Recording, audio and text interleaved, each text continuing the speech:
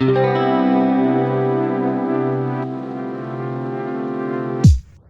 folks, this is Jay. We're visiting the gardens by Colleen in Clarence, New York. Let's take a look at how Colleen prepared her garden for the winter. Hi Colleen. Hi Jay. Can we join you for a walk in the garden? Sure. And use the evergreen to decorate the fountain, right? Well, I was pruning the concolor firs and there were quite a few big branches, so I decided to just add them to the bird bath. That's and then, beautiful. You know, I'll do some more pruning and cover this bed. This bed has all bulbs in it again, so it gets pretty wet in the winter, so I like to cover it with the evergreen so it doesn't look so nasty. So I leave up a lot of the hellebores, of course, because they're evergreen, so at least, you know, you have something in the garden. And then one of my favorite plants to leave is the carex, because it stays that lime green color even through the snow. It's quite a scene in there. And I try to use like bird houses for a little decoration for the fall. It's beautiful. These I got on Etsy. Yeah. Looks like a chipmunk has been digging. Oh yeah, they do. They are hiding their winter. Or living in the birdhouse. I don't know. And I use my porch as a storage area for all the garden benches and stuff. And it's nice to have something to look at in the winter. Some kind of plant. So those are all from limelight hydrangea, right? Pretty much, yeah. They were huge this year. I know, Heads. So you also used hydrangea flower head in the urn. Yes. This is so beautiful. And then you leave the soil in there and just stick the stems in. And a few times, actually, I've had the stems root, which is amazing because for propagation, you shouldn't really have the flower head on the stem. Right. But sometimes, you know, you'll find it rooted. Think about the winter protection for the plants. Think about the wind. The wind is a more damaging factor than the temperature. Right. So these, I usually try to put in some seed heads that I want to propagate plants from. And if you look, these are seed heads from Rodgersia, which is hard to propagate for some reason.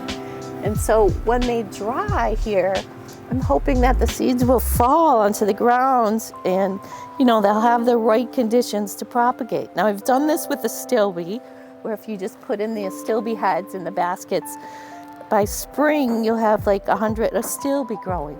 Right. So what was the term you used, Jay? I would call it passive propagation. Passive propagation, I love it. So whatever you want more of, just put the dried seed heads in a basket and let them fall on their own.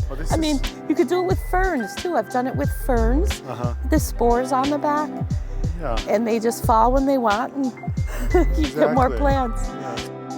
Can you show us the special peony? Oh, my favorite. I did my Christmas card with it. The flower isn't too showy. It's a woodland peony. When the seed head comes out, it unrolls in this red, and you can see the skin here had all dark purple seeds. And the seeds that are dark purple are viable. The red ones are not. And I let them fall. Yeah. So another example to use the passive propagation. Exactly. To see what happens.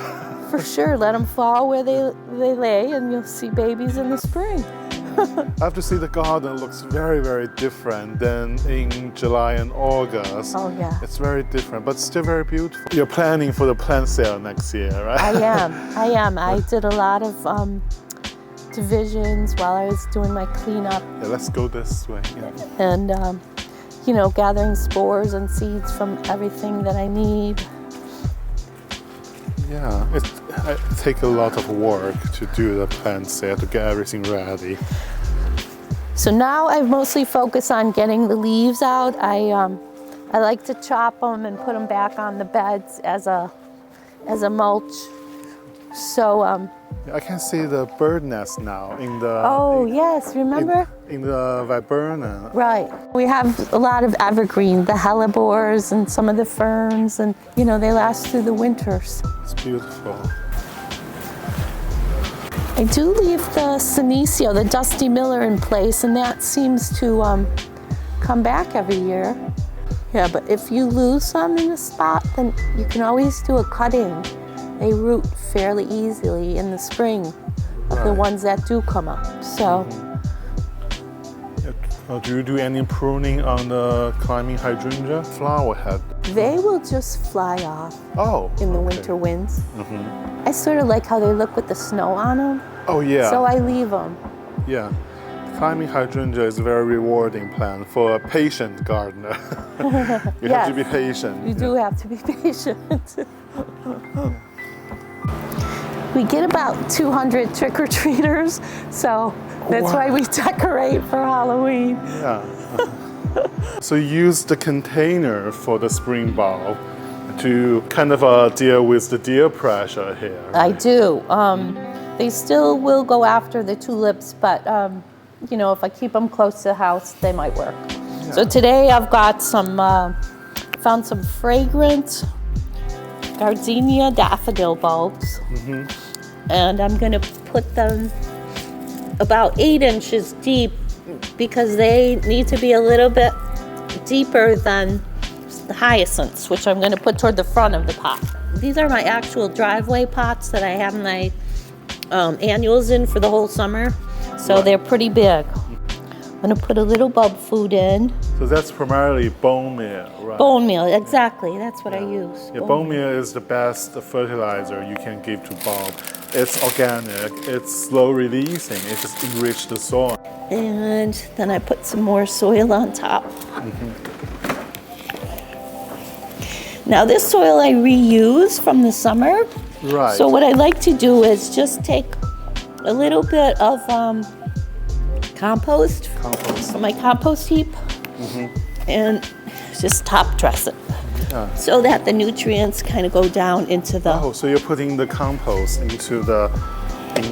Yeah, I just top dress it with it, and then, you know, once I water it, the nutrients will go down in there. Yeah, so the potting mix, they're perfectly fine to reuse. You just need to refresh them a little bit. So in these smaller urns, I was just going to put, make sure that the hole in the urn is unplugged because the bulbs will rot. So what do you use to... I use this little skewer. Okay, skewer. Kitchen skewer. That's a mash. What kind of... this, you know, you can go to the hardware store and just ask them for any old screening, and they'll give you a piece of it, and then I just cut it up and I put it over the hole so it doesn't get plugged. Because if this gets plugged, and it gets really that's wet. Such a good idea. So the bulb, they're a very important way for you to extend the season. And you do a little bit of the work in the autumn, then you just enjoy the flower in the spring. You don't really need to do anything in the spring. Well, I'm planting these early because usually I do it when the snow has fallen. And it's a great time to buy bulbs online. Yeah. I mean, they're like half price, and there's no reason why you can't plant them when the snow's, you know, falling because it's in the garage. Yeah. So. Yeah, people told me as long as you can dig the ground, you can plant the bulb. Even if it's in January, as long as the ground is not in a hard freeze, you can plant that. Yeah. Yeah, so it works out. You know, if you don't have time in the fall, just buy the bulbs. And then plant them when you get a chance. Exactly. I do save their lantana. And like the geraniums work really well in the house. And then I took quite a few of the begonias in because they were looking really good still. So I just cut them back and I put them down there really dry because they like it dry, and then just put them under the grow light. So what about the heliotrope? Yeah, it's worth a try. So I read somewhere that the heliotrope, you treat this similar to lantana. Oh, okay. If you want to overwinter it. Yeah, the lantana doesn't look good over the winter, but I just let it be more I love the euphorbia. I mean, the euphorbia, diamond frost does a great job. I mean, you could bring it in, pot it up on your Christmas table, and it'll be covered with flowers. Really? And yeah, flowers all winter. And then you bring it out and you got like 2-gallon pots because they get so big in the house. It just works like a charm. Perfect. Well, thank you, Colleen, for sharing all those great information with us. Thank you. Looking forward to come back to see your garden next spring. How about the winter? Yes, Oh, winter. no. Yeah. Okay. Perfect. Thank you. Thanks, Jay.